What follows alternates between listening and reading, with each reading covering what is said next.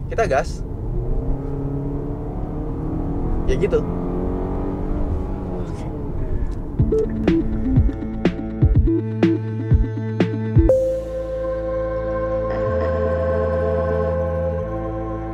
Oke, halo semuanya, kembali lagi di Autonet Max. Ya, ini adalah sebuah Hyundai Santa Fe facelift. Tapi nih ya, sepanjang Autonet Max ngebahas Hyundai Santa Fe selalu dapat pinjaman itu yang diesel. Baru kali ini kita dapat varian yang bensin. 2500 cc, bensin, transmisinya dalam percepatan. Secara features semuanya sama, tidak ada bedanya. Lantas apakah menghemat 51 juta rupiah untuk varian bensin itu worth it? Saksikan terus di Autonet Max.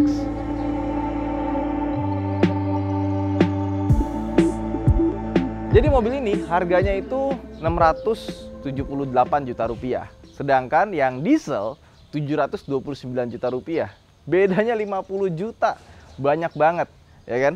Nah, cuman features-featuresnya semua faceliftannya sama. Dari eksterior kalian nggak akan nemuin bedanya sama sekali dengan yang varian diesel, kecuali emblem 2.2D di belakang. Nah, dia juga dapat ini nih, namanya remote engine start. Kita udah kunci ya, kita tahan lama di sini. Nanti dia akan nyala sendiri mobilnya. Dia kurang lebih begitu. Jadi kalau misalkan kita di luar, terus kita mau masuk ke dalam mobil tapi masih panas, kita bisa nyalain pakai remote engine start dan AC langsung otomatis nyala di sini. Tuh, AC langsung nyala otomatis. Oh, adem. Nah, terus ini mobil facelift ya. Jadi ini tuh lucu. Karena biasanya kalau facelift itu kan ya udahlah, muka depan, muka belakang, ganti-ganti dikit, ya kan, interior ganti-ganti dikit. Tapi ini enggak. Ini menggunakan platform baru. Jadi basically ini old body sitting in new platform gitu. Jadi platform bawahnya itu dia menggunakan platform yang sama dengan Sorento yang all new 2020 kemarin. Nah, kenapa begitu? Karena Santa Fe yang facelift ini dia punya varian hybrid dan plug-in hybrid di luar negeri. Kalau yang hybrid dia punya lokasi baterai itu di penumpang sebelah kiri. Kalau yang plug-in hybrid itu baterainya itu ada di tengah tuh. Di kursi tengah bawahnya ada baterai. Nah, wheelbase-nya nggak nambah, tapi menurut klaimnya Hyundai, karena dia menggunakan platform baru, ruang kabinnya bertambah lega. Untuk kursi tengah dia bertambah sekitar 3 cm. Legroomnya yang belakang 4 cm. Dan untuk bagasinya kalau dilipat itu dia bertambah sekitar 10%, sekitar 20-an liter, 24 liter kalau nggak salah. Jadi penggunaan platform baru itu ternyata ada efeknya ke ruang kabin dalam. Tapi secara body ini masih sama, cuma beda di bagian depan sama di bagian belakangnya. Nah, ngomong-ngomong soal desain depannya, entah kenapa gue lebih suka model yang sebelum facelift yang seperti ini. Tapi yang ini kelihatan lebih mahal, terutama bagian grillnya ini ya. Ini kayak asbak di Bali. Cuma ininya sih keren banget sih. Warna metalnya itu kelihatan nyala gitu, kelihatan mahal. Sama lampunya, dia tetap ditaruh di bagian bawah. Ini gue suka, kenapa? Karena gue males sama mobil-mobil sekarang tuh yang ngaruhnya kan tinggi-tinggi ya. Berhubung gue sekarang seringnya naik sedan, Lexus CT200 kan pendek sitting positionnya. Kalau ketemu mobil-mobil macam Pajero, Fortuner yang lampunya di atas itu silau. Walaupun udah diatur, tetap aja dia silau. Apalagi kalau udah pakai ban yang lebih tinggi gitu kan, pasti lebih silau lagi tuh. Nah, kalau pakai lampu di bawah sini macam expander, ini lebih nyaman buat orang pas-pasan di jalan. Terus kita buka mesinnya. Oke, nah ini dia mesinnya, mesin G25 2500 cc yang lama, yang lawas. Cuma ada namanya Smart Stream teknologi. Smart Stream tuh kayak paket teknologi kayak misalkan Mazda Skyactiv, Toyota Dynamic Force. Nah, Hyundai namanya Smart Stream. Tapi di mesin 2500 cc ini, Smart Streamnya cuma di satu sektor aja. Dia punya port injection tapi ada dua. Kalau Toyota kan ada duanya tapi satunya direct injection, satu lagi port injection. Dia port injectionnya ada dua. Lucu ya? Nah, tujuannya apa? Ya tidak lain biar lebih hemat bahan bakar. Toh, mobil ini tenaganya biasa aja, 180 horsepower dan torsinya 232 Nm. Gak begitu gede-gede amat. Dan transmisinya, sayang sekali dia belum pakai transmisi yang Smart Stream juga. Transmisinya masih pakai 6 percepatan torque converter biasa. Nah, untuk yang diesel, karena dia punya Smart Stream engine juga, sama seperti Palisade, dimana dibandingkan dengan mesin diesel sebelumnya, meskipun basicnya sama, tapi dia sudah pakai aluminium, lebih ringan sekitar 19,5 kg. Terus injektornya yang tadinya 2000 bar, sekarang jadi 2200 bar. For your reference ya, Fortuner 2GD itu 1500 bar. Jadi peningkatannya lumayan dibandingkan dengan mobil sekelasnya. Ya sama-sama 2400, 2200 kan. Oke, lanjut. Terus dia camnya juga pakai yang baru untuk yang diesel. Transmisinya yang diesel pakai 8 percepatan wet DCT. Jadi 2 clutch tapi dia pakai yang wet, dan dia untuk pendinginannya menggunakan oli diatur secara hidrolik. Ya, tapi bedanya 51 juta. Oke. Terus peleknya sekarang lebih kecil, 18 inci. Profil bannya jadi lebih gede, 60 profil bannya, makanya tebal banget. Ya kan? Ya kalau beli ban harusnya dia lebih murah. Karena pelek 19-20 itu cukup mahal. Thank you udah diputar balik, ya kan. Ini dari Hyundai-nya kita dapat dompet STNK ini warnanya pink. Ini mungkin BTS. Ungu pink apa sih? Ini ungu apa pink? Hyundai X BTS ya. Tit. Oke, lanjut ke belakang ya. Yang varian diesel juga peleknya kayak gini kok. Jadi bukan yang bensin dapat pelek lebih kecil. Oke, kita buka bagasi belakangnya. Seperti biasa, sudah otomatis, ya kan? Dan desainnya seperti gue bilang, ini old body dikasih facelift, jadi siluetnya masih sama seperti model yang lawas. Cuman kombinasi lampunya berbeda, bempernya berbeda, sama sekarang bempernya ini punya merah-merah yang panjang sini nih. Oke, nah ini dia bagasinya. Ya tidak begitu luas, tapi nggak bisa dibilang kecil juga. Buka bagian bawahnya, kita dikasih ini nih. Nah, ini ada separator buat di belakang dan bisa disimpan secara rapi. Sama di sini seperti Santa Fe yang lama, bisa ditaruh barang-barang di bagian bawahnya. Jadi nggak ada di downgrade ya, padahal kalau dia pengen nurunin harga tinggal dilepas aja tuh. Oke, terus ditarik, dia bisa dilipat ke rata lantai, dan untuk bangku baris kedua bisa dilipat secara elektrik dari sini. Set. Nah, kan? Yang kiri juga. Kalau Santa Fe lama kan dia masih ini kan pakai manual, tapi bisa juga. Oke. Iya. Warna chrome metal ini keren banget sih menurut gue ya. Ini plat loh, bukan plastik. Gue pikir plastik. Yuk kita masuk ke dalam. Kita pencet di sini, dia ngelipatnya otomatis pakai elektrik ya. Ada bunyinya sedikit, bunyi motor elektrik. Nah ini kita tarik sini dulu. Nah, oke. Ya benar sih, di belakangnya ini meskipun rada dingklik ya, dengan tinggi gue 170 meter, apartemen kali 170 meter sentimeter, ya ini headroom agak-agak kepangkas. Coba Sat, duduk di depan Sat. Oke, coba paling mundur. Sebentar. Emang Ya paling mundur pasti sempit. Tapi paling maju seberapa? paling maju.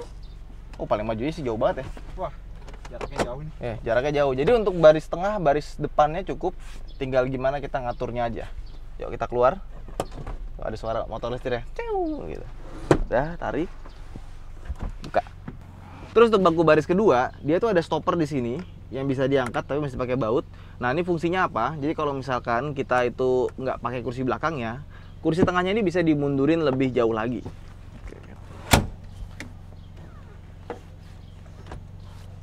Tapi berhubung ini masih pakai stopper, ya seperti ini dia. Oke, kursi tengahnya menurut gue sih cukup enak ya. Ini bisa dimundurin lagi sampai paling jauh segini. Terus di sini ada armrest, ada cup holder juga. Tutup di sebelah kiri. Kita dapat sunshade di belakang. Panoramic sunroof yang luas sampai ke belakang kepala kita. Dan kalau misalkan kita merasa masih kurang depannya, ini bisa kita atur secara elektrik. Kayak Toyota Camry ya. Nah, sip. Terus AC kita dapat di sini, di bawahnya ada USB buat charging. Terus di bagian belakang dia juga punya AC individual serta port buat charging. Oke.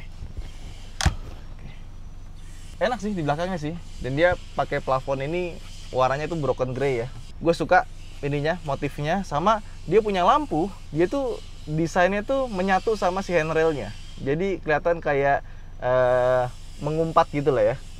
Mengumpat ngatain orang dong.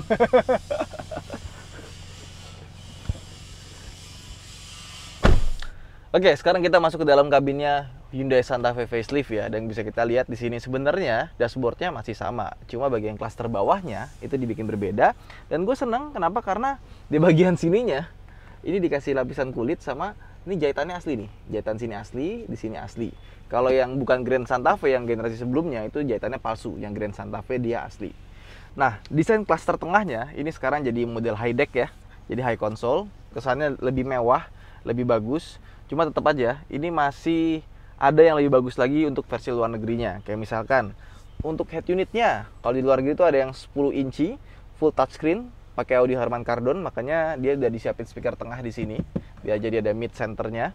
Terus di sini tombol-tombolnya ini didominasi plastik. Yang di luar ada yang versi tombol-tombol metal. Di sini tombol-tombol metalnya cuma ada di transmisinya doang nih. Ini metal beneran loh. Nih, suaranya ya, diketok itu suaranya suara kayak besi diadu ya. Kalau ini kan beda gitu. Mewah nih bagian sininya nih, tapi sininya biasa aja. Terus dia bisa dibilang tombol-tombolnya cukup lengkap, cuma di bagian sini bikin kosong karena ini buat heated seat sama cooler seatnya. Untuk varian Indonesia nggak masuk. Terus di sini ada drive mode, kita bisa ganti-ganti drive mode. Terus layar TFT-nya kalau dulu kan cuma di tengah aja, sekarang jadi full kanan kiri, gede banget. Termasuk juga kita dapat fitur-fitur baru kayak misalkan ini nih, kita sen kanan, kita nggak perlu lihat spion, bisa lihat speedometer. Tapi nggak tahu seberapa akurat ya. Yang kiri juga sama, nanti kirinya berubah jadi ke sana. Gitu. Canggih lah, gue suka speedometernya. Terus untuk setirnya, gue suka karena ini kulitnya dia pakai Nappa leather yang lembut ya. Tapi untuk kursinya dia belum pakai yang Nappa leather. Kalau Nappa leather bisa didapetin di Hyundai Palisade di atasnya. Nah, ini juga bagian sininya ini kulit asli. Yang sintetis itu cuma bagian sini ya. Seperti biasa yang kena kulit biasanya pakai yang asli, yang enggak pakai yang biasa aja. Ini juga pakai kulit ya di sininya, bagus deh pokoknya. Dilihat di sini tuh interior tuh berasa mahalnya gitu. Kita naik Pajero, naik Fortuner, habis itu ke Santa Fe itu berasa banget kelasnya naik. Nah, cuman nih ya, ini ada yang jarang banget gua temuin di mobil-mobil yang pakai jok kulit. Karena kombinasinya ini di bagian sini itu ada piping ya. Kalau kalian detail ya, ini biasanya piping begini itu dipakai buat mobil-mobil kayak Rolls Royce gitu loh, Maybach, Bentley gitu ya, buat nunjukin kesan klasik. Nah, ini kan modelnya modern, tapi dikasih piping dengan desain tuh titik-titik gini loh. Jadi pipingnya tuh piping modern gitu. Aneh. Gue baru pertama kali nemu mobil dengan desain jok seperti ini. Oke, lanjut. Dan di model dashboard baru ini juga, yang nggak 100% baru, itu juga membaik dari segi penempatan barang-barangnya ya. Fleksibilitasnya bagus. Dia di sini ada tempat nyimpan barang. Di sini ada tempat nyimpan barang besar, tembus sampai ke sini nih. Tuh, bisa pegangan kan? Nah, terus di sini juga ada cup holder lagi. Dan di sini juga ada tempat buat naruh HP, buat wireless charging. Wireless chargingnya tuh biasanya kan tidur ya. Ini dibikin tegak. Bagus sih, nggak goyang-goyang juga gitu. Di sini ada tempat penyimpanan ya. Cukup besar karena dia masuk ke dalam. Cuma dipencet dia tuh nggak langsung ngebuka otomatis gitu. Harus ditambahin sedikit gitu. Kalau dibikin lebih smooth pasti lebih enak. Sisanya so far so good. Paling komplain gua kenapa dia sudah secanggih ini. Ada lane departure warning, lane keeping assist, tapi nggak ada adaptive cruise control. Sama untuk power window-nya cuma driver doang yang pakai auto. Sisanya semuanya masih manual. Oke, lanjut. Sun visor di atas ini kacanya besar sekali. Ini kayaknya kaca terbesar yang pernah gua lihat di sun visor. Dan seperti khas Hyundai terpisah. Lampu-lampunya sebenarnya di sini sudah LED, tapi di bagian sini dia masih pakai halogen biasa. Oke sih, nggak ada komplain. So far semuanya bagus. Dia sudah pakai wireless Apple CarPlay sama Android Auto. Suaranya juga bagus. Untuk konfigurasi kursi, posisi tempat duduk itu enak. Dan yang gue senang dari Santa Fe yang terbaru adalah dia ini driving positionnya enak dan viewing angle-nya itu bagus gitu. Jadi pilarnya itu ditarik ke belakang sama seperti mobil-mobil Mazda. Jadi lebih driver oriented dibandingkan dengan model-model sebelumnya. Yuk sekarang kita jalan.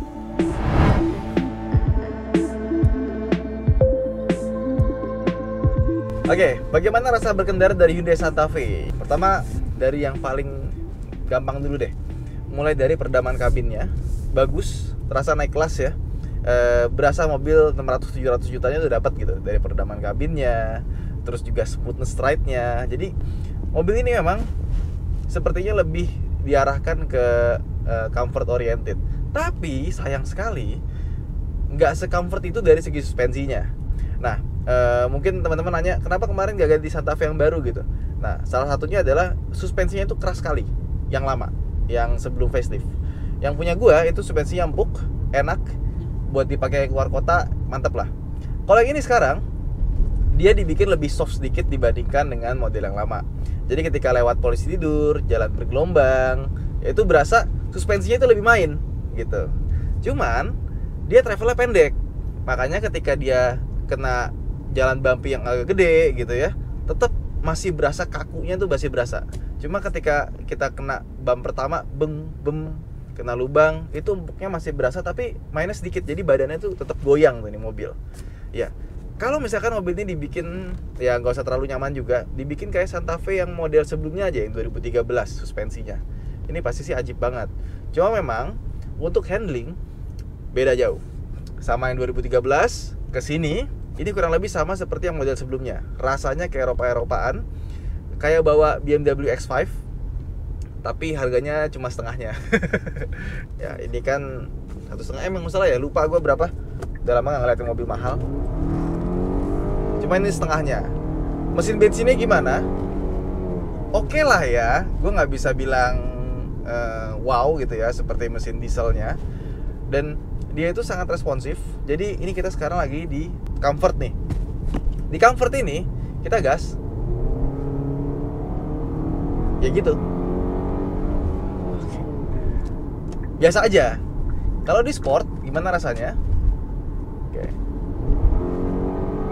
Ya lebih responsif, tapi ya begitu aja gitu. Selayaknya mesin 2500 cc pada umumnya dengan bodi segede gini. Nggak spesial, tapi juga nggak buruk-buruk amat. Oke lah. Jadi kalau kalian cari Santa Fe karena mesin dieselnya yang jambakannya mantep gitu kan, terus juga suaranya halus, getarannya lumayan halus. Di model yang ini, yang bensin, kalian cari Santa Fe karena kalian suka Santa Fe-nya, bukan karena engine-nya. Engine-nya nggak jelek, nggak, tapi nggak spesial juga gitu. Tuh ya, tadi kita lewat jalan bergelombang gitu ya, ada lubang. Rasanya nyaman di mobil ini dibandingkan dengan model yang sebelumnya. Yang sebelumnya kan keras banget ya. Nggak ngerti kenapa begitu settingannya. Nah terus konsumsi bahan bakarnya gimana? Nah ini kita lagi konstan di 60 km per jam, 70 deh tepatnya ya. Kita dapetin angka 16,3 km per liter. Artinya kalau kita pakai cruising seperti ini, dia cukup hemat. Nah, kalau kita naikin ke 100, tuh, dia mainnya RPM tinggi gitu. Karena mobil bensin itu sama diesel bedanya adalah diesel itu torsinya dari putaran bawah tuh udah dapat. Bensin dapat torsi dan tenaga maksimalnya itu di putaran atas. Makanya ya kayak Santa Fe kan 4500 maksimalnya. Tapi paling kita mainnya di 2000-3000. Mau akselerasi pun juga paling 3000 rpm, nggak nyampe 4000, 4500, jarang gitu. Makanya dia walaupun dipakai kebut-kebutan, mesin diesel tuh tetap irit. Mesin bensin dipakai ngebut, boros. Kenapa? Karena mainnya RPM tinggi. Kayak tadi aja kita ngegas nih, ya kan? Ini sekarang RPM 1500, kita gas. Naiknya baru 5000, 6000 shifting, gitu.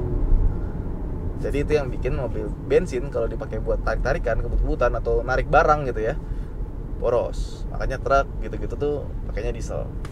Tapi buat mobil dalam kota, buat harian, mobil bensin nggak dipakai buat ngebut, bisa irit. Makanya kayak car gitu-gitu ya, mobil-mobil kecil jarang pakai diesel, pakainya bensin. Kenapa? Karena ya sesuai kebutuhannya aja gitu loh. Dan mesin bensin juga dia lebih murah dibandingkan dengan mesin diesel. Kalau diesel yang baru ya, yang dipakai Palisade ya, ini kan sama mesinnya, cuma bedanya kalau Palisade lebih gede, ini lebih kecil. Harusnya ini lebih irit. Kemarin kita sempat tembus sampai 20 km per liter, kita pakai ke sate apa? Marangi Purwakarta ya. Itu irit banget. Yang ini mungkin nggak seirit itu, tapi kalian bisa menang di bahan bakarnya lebih murah. Ya, mau bagaimanapun ngisi Pertamax Turbo atau Pertamax tetap lebih murah dibandingkan dengan Pertamina Dex. Enak sih mobil ya, halus ya. Ride quality-nya emang meningkat nih. Tuh, lewat sambungan jalan ya, suspensinya enak. Tapi ketika ketemu yang agak dalam gitu ya, bodinya tuh goyang langsung karena dia pendek. Keep hands on steering wheel. Kita nyalain nih ya, lane keeping assist-nya. Jadi nanti dia akan ngikutin si jalurnya nih. Jadi biasanya mobil kalau udah pakai lane keeping assist ya, lane departure warning sama lane keeping assist itu jadi satu. Kalau mobilnya itu tombolnya beda. lane departure warning ada di sebelah kanan sini, lane keeping assist-nya ada di sini tombolnya. Beda sendiri gitu. Ya ngerti kenapa dibedain ya? Nah ini ngaco nih karena nggak ada garis jalannya. Ada di sebelah kanan doang. Terus dia tuh nanggung loh, maksudnya kenapa nggak ditambahin adaptive cruise control? Karena kita deketin gini dia langsung bunyi tuh. Collision warningnya bagus. Lebih sensitif dibandingkan dengan mobil-mobil lainnya gitu yang pernah gue coba dan nggak ngaco gitu ya. Mobil ini ya, kalau kita ngomongin soal handlingnya untuk mobil sebesar ini menurut gue oke lah. Mungkin rasanya tuh hampir mirip kayak kita bawa CX-5 atau Honda CR-V ya, karena meskipun bodinya besar dia punya body roll yang cukup minim, di jalan tol juga stabil seperti ini ya. Terus yang paling gue suka dari mobilnya adalah radius putarnya. Radius putarnya sih, wah, udah naik Santa Fe ya, nyobain radius putar ya. Naik SUV lain tuh kayak, buset, susah banget muter baliknya ya. Ini muter baliknya gampang banget. Paling suka gue sama Hyundai Kia itu kalau bikin radius putar tuh bagus. Yang model-model lawas gitu ya. Kia itu sama Hyundai kalau bikin mobil tuh kayak Getz Go gitu. Getz zaman dulu itu susah banget muter balik ya kan. Nah kalau yang model sekarang itu radius putarnya mantep. Kalau buat handling sih nggak ada komplain nih mobil. Oke, sekarang gimana kesimpulannya soal mobil ini ya? Ini definitely Santa Fe sekarang nggak ada lawan sih ya. Mobil 600-700 jutaan SUV apa paling 3008 paling atau 5008. Tapi tetap menurut gue masih lebih enak ini sih, lebih mature, kenyamanannya lebih. Mesinnya sih emang biasa aja tapi oke lah. Menurut gue ini kayak apa ya? Kayak kalian tuh sekarang pakai Pajero Sport, pakai Fortuner, udah kelamaan. Mau ganti nih, ya kan? Masa ganti mobil yang sama gitu kan? Nah, pilihannya ya ini gitu. Ini adalah pilihan buat kalian yang pengen naik kelas dari Pajero Sport atau Fortuner. Dan kalau menurut kalian Palisade itu kegedean, terus juga di bawahnya kurang begitu, ya kalau naik Palisade kita nyetir kelihatannya kayak supir kan gitu ya. Ini kita bawa ini, kita turun masih kelihatan ya kita yang punya gitu mobilnya. Jadi supir bisa ngaku-ngaku ini punya dia pas naik ini gitu loh. Ya untuk sementara ini mobil nggak ada lawan sih. Kalau mau naik kelas ke CX-9 atau Palisade masih kejauhan harganya gitu ya. Ya ini pilihannya Santa Fe. Dan seperti yang gue bilang kemarin Santa Fe waktu awal-awal keluar yang faceliftnya, fiturnya banyak ditrondolin tuh. Kenapa ditrondolin? Karena biar ngejar harganya murah, masih bisa di 500 jutaan. Dan yang kemarin yang Grand Santa Fe diangkat 650 jutaan rupiah. Nah sekarang harga Santa Fe jadi 729 untuk yang varian diesel. Memang featuresnya banyak, tapi memang ya segitulah harga Santa Fe yang sesungguhnya gitu. Selama ini Santa Fe ini harganya itu dipangkas biar nggak jauh beda sama Pajero Fortuner, tapi fiturnya dikurang-kurangin. Nah sekarang dibalik nih. Oke, sekarang harganya kita bikin real, tapi fiturnya kita banyakin. Tambah adaptive cruise control sama power window all auto ya. Ini mobil sih perfect ya, sempurna gitu. Sayang dua hal itu nggak dimasukin sama Hyundai Indonesia. Kalau dimasukin sih udah top lah. Nah kira-kira market Indonesia mau beli nggak dengan harga 729 atau 678? Karena kan kemarin banyak yang bilang tuh, wah apa nih mobil miskin fitur, pelit segala macem.